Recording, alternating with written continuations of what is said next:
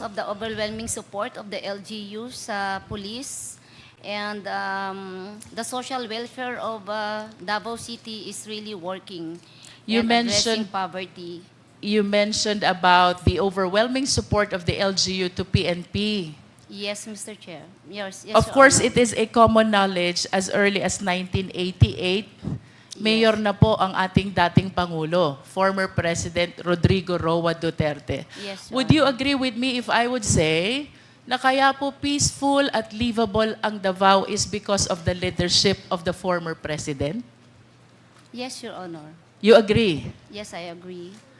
And would you agree with me also if I would say, kaya po kayo nainganyo na dito manatili sa Davao, nagustuhan nyo ang leadership ng dating Pangulo sa Davao?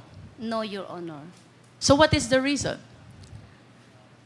My ex-husband is from Kidapawan. Where's Kidapawan? That's Region 12. And It's near Davao. Yeah, and he convinced me that Davao is better than I Cotabato understand. or Region 13. Colonel, of course you will agree with me that generally speaking, ang mga mayors po, may discretion yan. Kung sino yung mga police officers na magse-serve sa kanilang area of jurisdiction. Sumasang-ayon po ba kayo? Yes. That is a Yes, common Your knowledge. As a matter of fact, noon pong kayo na-appoint 1997 to 1998, anti-vice unit head of Davao. Hindi po ito mangyayari without the conformity of the former president. Tama po ba? Because he is the mayor. No, And the mayor can say, I want someone else. No, Your Honor. I No? earned it, Your Honor. Okay. How about your appointment from 1999 to 2004 as head of Women's Desk of Davao? Don't you think ito po'y idinadaan at ikinukonsulta sa mayor before an officer is assigned? I am not aware of that policy during that time, Your Honor. Well, I'm sharing with you, Colonel Garma, that by way of general practice, kinukonsulta po ang mga mayors kung sino ang i-appoint na officer dun sa kanilang area of jurisdiction. I'm speaking based on experience because I came from the LGU. How about your appointment from 2004 to 2007 as CIDG Officer of Manila? Paano po kayo napunta sa Manila? Mr. Chair, way back 2004, my marriage was on the rock. So I have to leave Davao because of a scandal. In other words, kaya lang po kayo umalis ng Davao during this time Yes. is because your marriage is failing already? Yes, Your Honor, and there was a big scandal, so I have to leave Davao. Thank And, you. Colonel Garma, how about 2009? You were Davao City Police Admin Officer. Would you agree with me if I would say na hindi po kayo mapupunta dito kung hindi payag ang dating Pangulo? No, Your Honor. How about your appointment from 2011 to 2016? Station Commander po kayo ng Davao? At ito po hindi rin mangyayari kung hindi payag at walang conformity ang dating Pangulo. Sumasang-ayon po ba kayo? Because it is a station commander position, it must be approved by the office of the mayor, Mr. Chair. So you agree? Yes, Mr. And I your made- appointment in Santa Ana, Davao, this has to be with the conformity of the mayor as well. Tama po ba? Yes. Maybe yes, yes. And 2016, you were appointed as CIDG Director of Davao. No, January 2017. Ito po hindi rin mangyayari without the conformity of the former president. Do you agree? I do not know, Your Honor. And we have to remind the committee, Colonel Garma, that during this time, Pangulo na po ang dating presidente. He was elected 2016. So, the more reasons that we have to believe na mahirap pong magpa-appoint ng CIDG director kung walang conformity ang dating Pangulo. If you allow me to explain, Mr. Chair, Can you just limit your answer to the question, Colonel? I do not know if there's an intervention or what. I just Okay. received the order that I have to report to Region 7 as the director of CIDG. Thank you for your answer. Your We're Honor. taking your answer as it is. Yes. And 2018, kayo po'y na-appoint na city director ng Cebu City. Yes, Your Honor. And based on my research, hindi po ito gusto ng mayor ng Cebu. And yet, you were appointed as Cebu City Director. Why? The position was offered to me by General Sinas, Your Honor. And I thought that mas maganda, I will take the opportunity because very seldom po na ang babae sa PNP ay mabigyan po ng ganong posisyon at isang karangalan po na magsilbi as director ng isang syudad na malaki. So yun pong dahilan kung bakit ako napunta dyan because it was offered by General Sinas. Thank Mr. you for Chair. your answer, Colonel. How about your appointment as PCSO General Manager? I applied for the position, Mr. Chair. Who was the appointing authority? The President, Mr. The Chair. President was the one who appointed you. At kanina po sinabi nyo na nag-retire kayo ng maaga. Yes, Mr. How Chair. early did you retire from the PNP to accommodate the appointment in PCSO? I served the Philippine National Police for 24 years, Your Honor. 24 years. Tama po ba yung kwenta ko na 10 years before your retirement ay lumipat na po kayo ng PCSO? 10 years? Yes. Before I'm the correct. mandatory retirement, Mr. Chair. Okay Your po. Honor. At kayo po ba'y sasang-ayon sa akin if I would say, nang inaral nyo nung kolehiyo, AB Mathematics, Leadership Course, and Public Safety, these are all alien to the function of being a PCSO General Manager. Malayo, di ho ba? I don't agree, Mr. Chair. We're taking your answer. Nonetheless, Mr. Chair, Colonel Garma, the reason why you were appointed for PCSO General Manager is because the President trusted you that you can discharge the function of this office. Tama po? Possible, Mr. Chair. Otherwise, hindi po kayo i-appoint kung hindi po kayo pinagtitiwalaan ng Presidente. Tama po ba? It's possible, Mr. Chair. And I wish to maintain my statement, Mr. Chair, na bago po ma-appoint ang isang opisyal ng PNP sa isang area of jurisdiction, as a general practice, we always consult the LCE or the local chief executive. In other words, Madam Chair, Mr. Chair, I wish to state that the reason why almost the entire career in PNP of Colonel Garma was spent in Davao, the reason why he was appointed in Cebu City as city director, and the reason why he was appointed as PCSO General Manager is because pinagtitiwalaan po siya ng ating dating Pangulo, former President Rodrigo Roa Duterte. You need not answer this question, Colonel Garma. Tanong ko po sa inyo, do you trust the former President in the same way that he trusted you?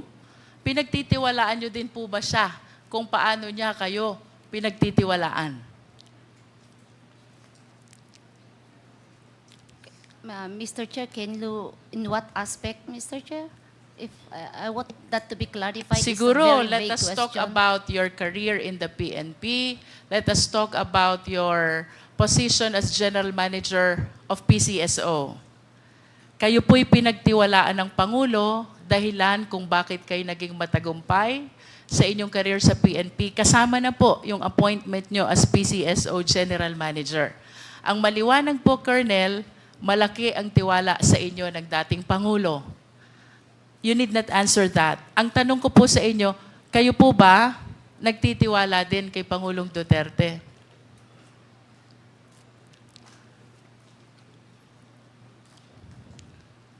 Of course you do. Of course, yes, ma'am. Yes, Otherwise, hindi nyo po tatanggapin itong mga appointment na ito sa Davao, including your appointment as PCSO General Manager.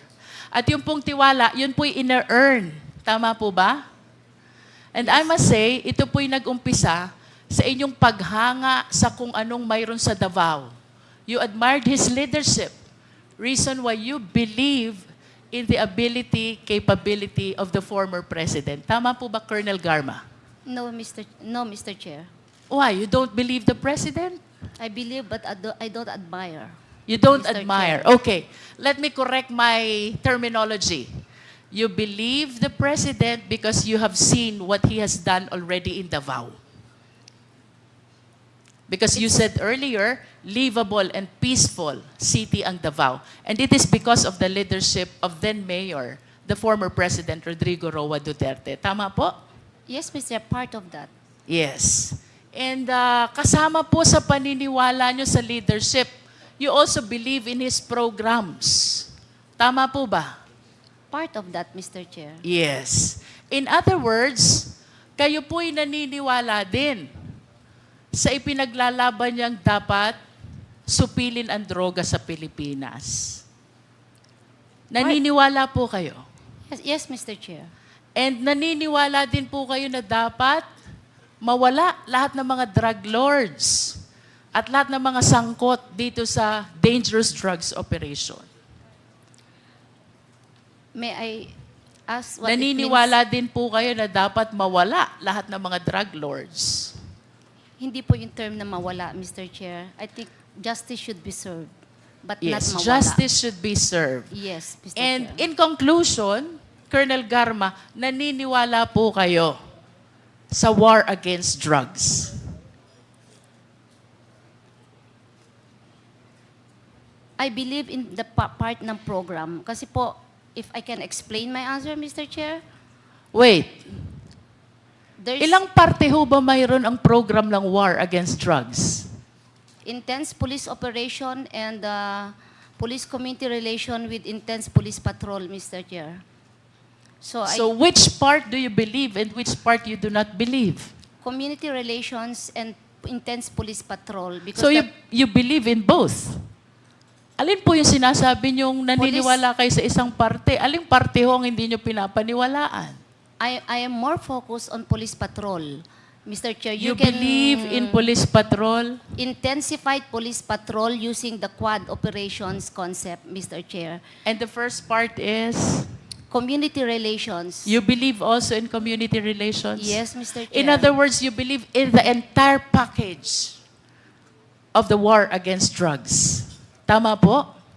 Of course, the quad concept of operation should work hand in hand, I'm Mr. talking Chair. about the war on drugs in its entire context, the way it was launched by the Philippine National Police with the support of the former president.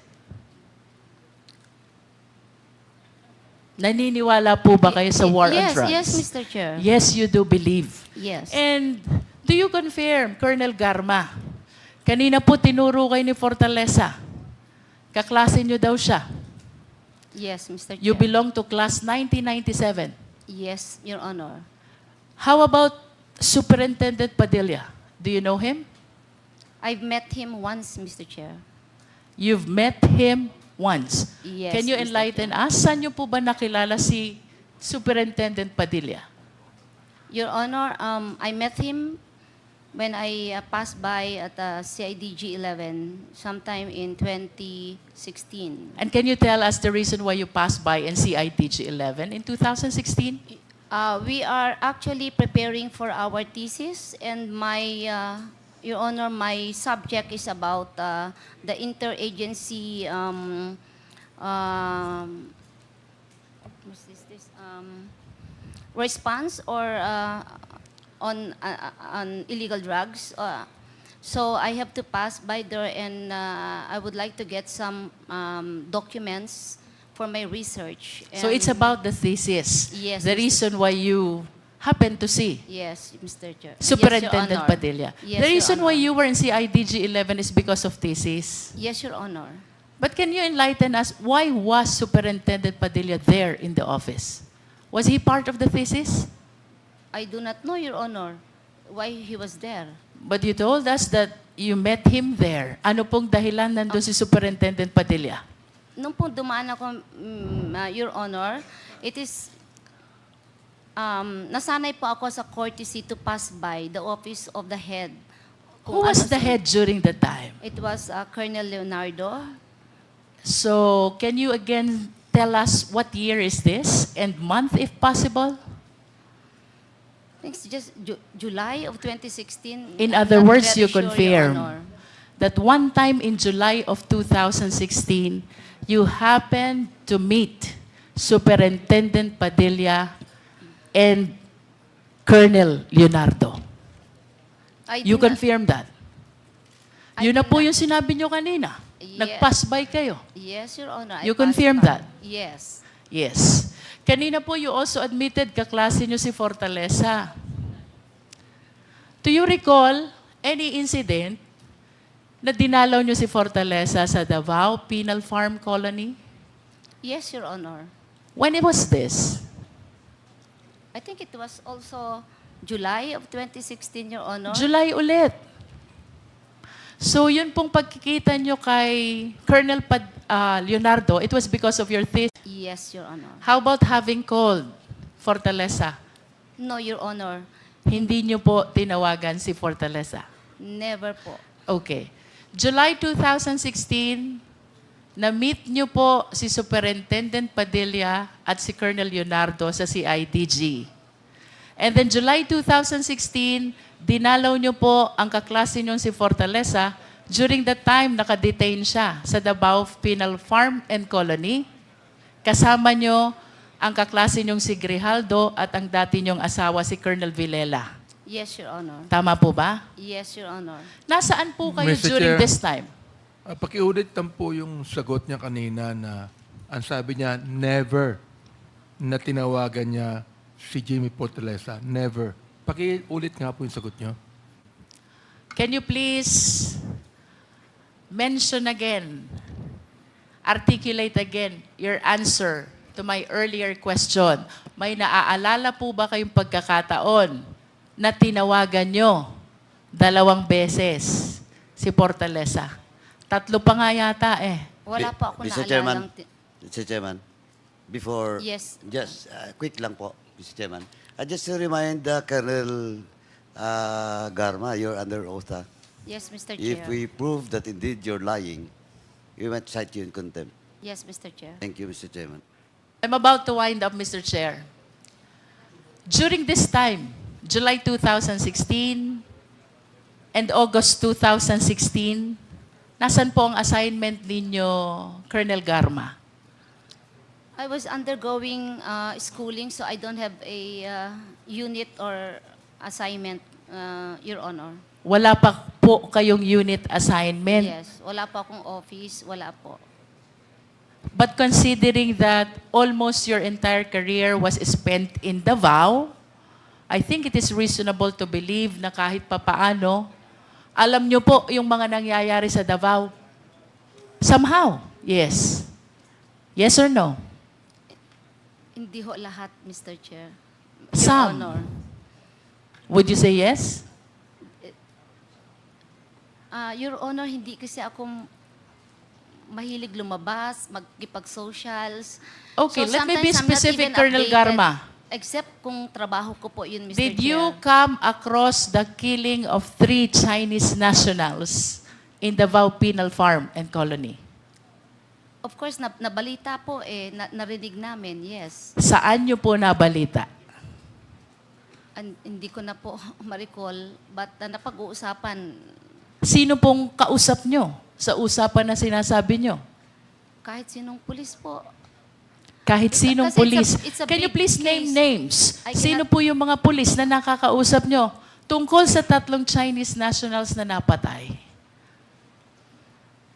Tatlong Chinese drug lords na napatay po sa Davao Penal Farm and Colony. Wala, kahit sinong pulis na magsasabi na, may namatay na Chinese dun sa loob. Oh, really? Sino yun? Ganun lang po. Sabi niyo But I po, ang cannot daming recall. pulis. Can you at least name names? Name a few of them. Na nakausap niyo at nagsabi sa inyong may napatay na tatlong Chinese drug lords sa Davao Penal Farm. During that time, I was undergoing schooling, Your Honor. So Yes, but probably mga earlier you classmates said, namin. Colonel Garma, that you were aware because pinag-uusapan ninyong mga pulis. Now tell us, I sino cannot- po yung mga pulis na nakausap nyo? Hindi ko na po maalala, Mr. Hindi nyo na po Maraming maalala. pulis po. It's very impossible na hindi maging news po yan at hindi pwedeng pag-usapan, Mr. Chair. Precisely, Colonel Garma. Yes, Maraming ma'am. salamat po. I am done for now, Mr. Chair. Thank Mr. you, Chairman. Congresswoman Luistro. Yes, Just quick lang, Mr. Paduano. Chairman, because when Colonel Padilla was asked to pinpoint Colonel Garma, hindi niya pa daw na-recognize. Then, nung second question, sabi niya daw nagbago ng muka. Okay, ito, Mr. Chairman, I have a picture with Colonel Garma together with the President, Duterte. Old picture to, Paki-ano lang po, paki-confirm na if indeed this is the picture. Ito yung Garma na kilala mo dati. Comsec. Kasi walang salamin yan. Hindi nakasalamin eh. Nakasalamin na ako. Anyway, paki-confirm lang. Hindi ako, Comsec. Comsec dito, kay Colonel Padilla.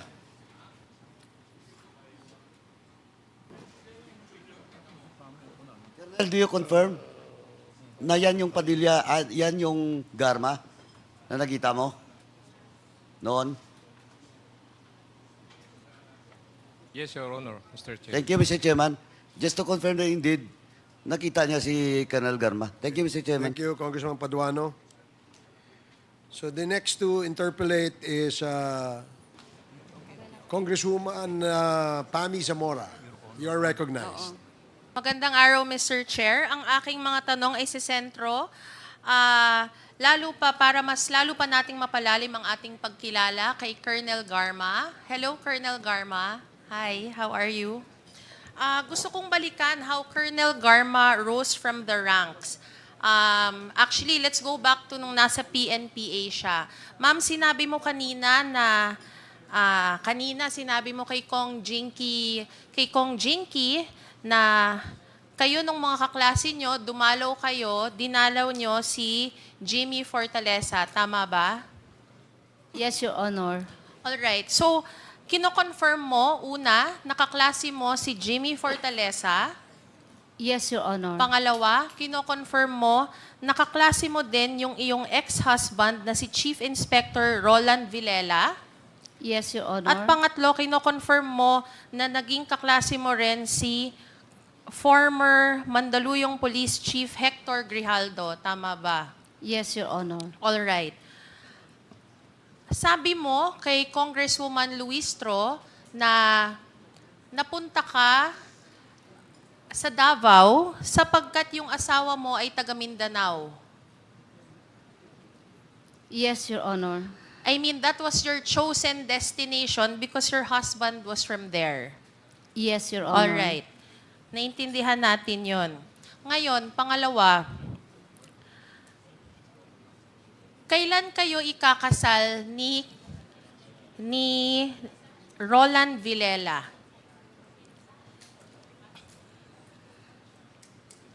Kinasal. October 18, 1998, Your Honor. All right. And many news articles are going to say that you had encountered marital problems. Am I correct? Yes, Your Honor. All right. And there will be a news article that will say that when your husband encountered a scandal, and I quote, it says here, Garma stood by Villela and even asked then Davao City Mayor Rodrigo Duterte not to banish her husband from the Davao region. Is that correct? No, Your Honor. All right, mali pala itong news article ko. Okay, so anong nangyari? there are many, if not countless articles about your husband stating na tama naman na pinagtanggol mo siya at nanindigan ka. Siyempre bilang asawa, pinaglaban mo yung spouse mo. Anong nangyari nun? Hindi mo ba siya inilapit kahit kanino? No, Mr. Chair. Can I make a statement, Mr. Chair? Can you just answer our question, please? Hindi mo ba siya... It's understandable that we stand by our spouses. Wala pong mali doon na yun po ang... Kung ang sagot niyo po ay oo, wala naman pong mali doon. Naiintindihan ko po yun completely. Asawa niyo po yun. So, nilapit niyo po ba ang problema ng asawa niyo sa kung kanino man, lalo't higit kay former Davao City Mayor Rodrigo Duterte? No, Your Honor. All right. So, hindi mo siya nilapit kahit kanino? No, Your Honor. Okay. Thank you. Ngayon, it would say here, sa iba namang news article, na the final straw that broke your marriage was another incident, which I will not mention. And sinasabi dito, kaya ka mapupunta din sa Manila. Kasi, kumbaga, naiskandalo na ang pamilya nyo. Tama po ba yun? In 2004, Oo. Mr. Chair, hindi pa po nag-start yung scandal doon. It's more of, what do you call this? I have to have a space, Mr. Chair. Oo, space. Naintindihan natin yan. Okay, go on. And then, nung nasa Manila na po ako na-assign, I have to bring my special child, my only daughter. And since I am alone, I have to leave my daughter sa Cagayan with my mother who was during that time na-stroke, and my father who is nag-aalaga po ng special child na bunso naming kapatid. So I have to travel from Manila to Cagayan every 2 weeks just to check my daughter. So nakita ko po na mahirap po ang maging single mother. You have to commute every day from Bikutan to, na-hold up pa nga ako eh. Dahil dyan sa pag-commute ko araw-araw, my service firearm was nakuha pa ng hold-upper. And it was really very, very difficult for me. So sabi ko, I've decided na yung anak ko nahihirapan din and my parents, I decided to go back sa Davao and face yung marital problem ko, and that since nandun po yung conjugal house namin, I have to go back. Alright. So that's the very reason na kailangan ko bumalik. If I am alone during that time, I can make it in Manila. But since I have a daughter, Because of your daughter. na may special need po, at mas mababa po ang cost of living sa Davao, nandun po yung mga therapies. And I think, sabi ko, it would be best for my daughter if I will go back. Anyway, I can handle pa naman yung situation ng marriage ko. Yun po yung naging reason kung bakit bumalik po ako ng Davao. Wala na pong ibang rason, Mr. Chair. All right. Patungkol sa, I'm sorry to bring this up, ma'am. There's an article and it's and the title is very noteworthy. The title says, "A second chance Villela, overcoming a colorful past, starting out with a clean slate." Napakaraming kinukwento dito sa mga pinagdaanan ng iyong dating asawa, ma'am. Ang tanong ko, sino ang mga tumulong sa asawa mo na kahit sa dinami-dami niyang pinagdaanan, napakaraming kontrobersiya, ay na-appoint pa rin po siya sa Iloilo na maging chief ng Iloilo Police Provincial Office? Mr. Chair, I think he earned that. Mr. Chair, kung makikita niyo yung kanyang service record, matalino po siya, marami pong training, very competent, nagtatrabaho po siya na maayos. So I think he earned that position, Mr. Chair. All right. So you completely deny? Are you telling me you're completely denying that you went to and you sought the help of former Mayor Rodrigo Duterte to somehow help your husband? Hindi po totoo yan, Your Honor. So anong totoo? Wala kang ginawa para matulungan yung asawa mo? Wala po, Your Honor. He He earned it, Your Honor. earned what? Whatever po yung positions na nakuha niya, he earned it. Despite having very scandalous cases? I don't... kaya nga he earned it. He knows his way up, Mr. Chair. He surely would know his way out. So hindi mo siya, ma'am, talaga tinulungan. Because countless articles, merong Rappler, iba't iba pa, nagsasabi dito na naging hingahan nyo ng sama ng loob nung panahon na yon si Mayor Duterte. And thus earning his trust. No, Your Honor. All right. Ngayon, ma'am, mabalik po tayo. Nung first assignment nyo po, nabanggit nyo po ang first assignment nyo ay bilang, ano nga po ba ang first assignment nyo, ma'am, sa Davao? I was the team leader of the anti-vice unit. No, my first assignment was I was the chief of the HRDD, Alright. Human Resource Doctrine Development under admin branch of Davao City Police Office. That was my first assignment po sa Davao City. So all your stints in Davao are within the city? The city of Davao. No, Your Honor. Okay. Saan-saan sa Davao ito? When I was with CIDG 11, I was assigned at Davao del Sur as the provincial officer, team leader of CIDG, and then Davao Norte as team leader of the provincial office of CIDG 11, Your Honor. All right. All right. So, nung naging CIDG po kayo, sino po ang naging appointing officer nyo?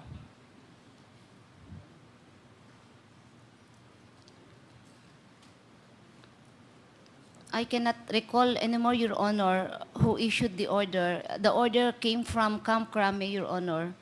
I was relieved from Region 11, reassigned to CIDG, Your Honor. Nung iba nyo pa pong appointments, sabi nyo Davao del Norte, ano pa po? Davao Davao del Sur, Your Davao Honor. del Sur. Sino naman ho yung mga appointing officers nyo doon? When I was assigned as team leader of CIDG Davao del Sur, it was signed by Colonel Mungao. And when I was assigned as team leader of CIDG Davao Norte, it was signed by our regional chief during that time was General Corpus, Your Honor. All right. I'd like to move forward a little. And then there will be a time that in 2017, you will be assigned as the director ng CIDG ng Region 7. Am I correct? Yes, Your Honor. All right. And later on, you'd become the director ng Cebu City Police Office. Yes, Your Honor. And kanina nabanggit ni Congresswoman Luistro that somehow hindi naman natutuwa sa inyo si Mayor Tommy Osmeña. And he was very, very vocal with his, how do I say it, dislike sa presensya nyo doon. Tama ba? Yes, Your Honor. So, if you were not Mayor Osmeña's choice, you're even quoted as saying na umabot kayo sa punto na nung unang buwan nyo sa posisyon, gusto nyo na po mag-resign. Ang tanong ko, what made you stay as the Chief of Cebu City Police?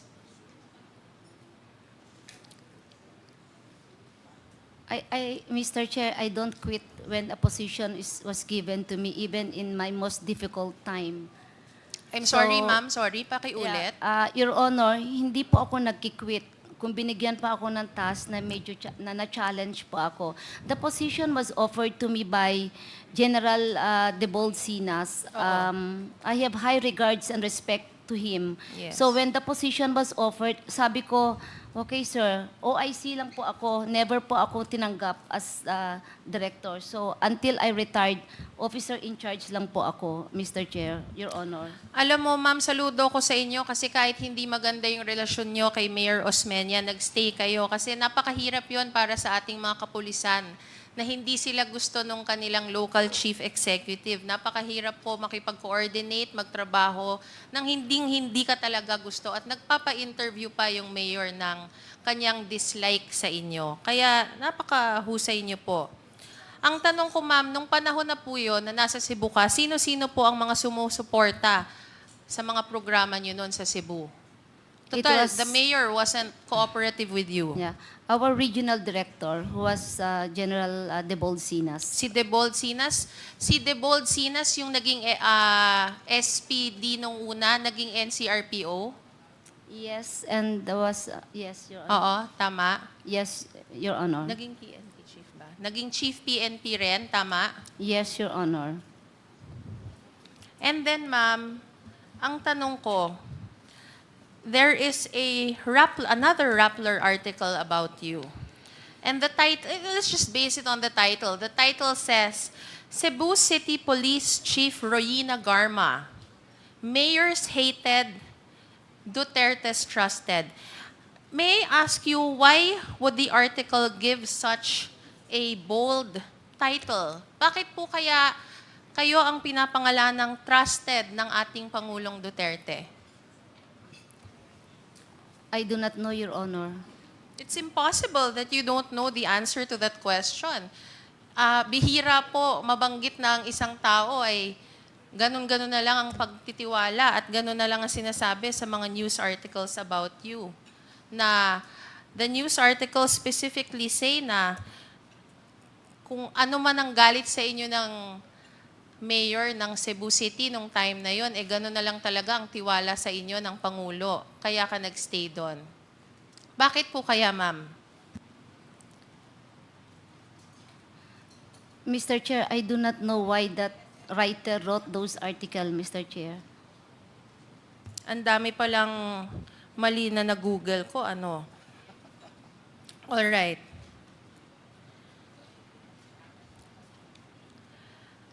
But my question would be, Cebu City is a very important place in the country. It's like napakahalagang lugar, napakalaking lugar. Bakit po kaya kayo ang nilagay doon? Sa dinami-dami po ng kakilala ng Pangulo, sa kakilala ng lahat, bakit po kayo ang nilagay doon? Mr. Chair, Hindi niyo pa rin po ba alam, ma'am? Mr. Chair, the position was offered to me by General Sinas, Mr. Chair. Bakit po kaya? That I do not know, Mr. Chair. Malabang ibang choice, ma'am? Di ba usually, ang pagkakaalam ko, binibigyan ng choice ang mayor. Siguro listahan ng 5 para nakakapili ang mayor. That I do not know the wisdom of General Sinas during that time, Mr. Chair.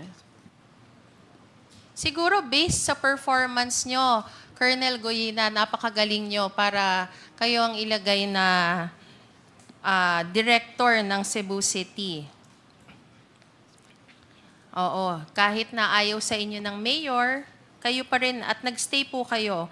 Ngayon mag-fast forward po tayo nung napunta po kayo sa PCSO. Sinasabi niyo po na nag-apply po kayo sa PCSO, tama po ba? Yes, Your Honor. Bakit po kayo nag-apply sa PCSO? Mr. Chair, during that time, way back 2017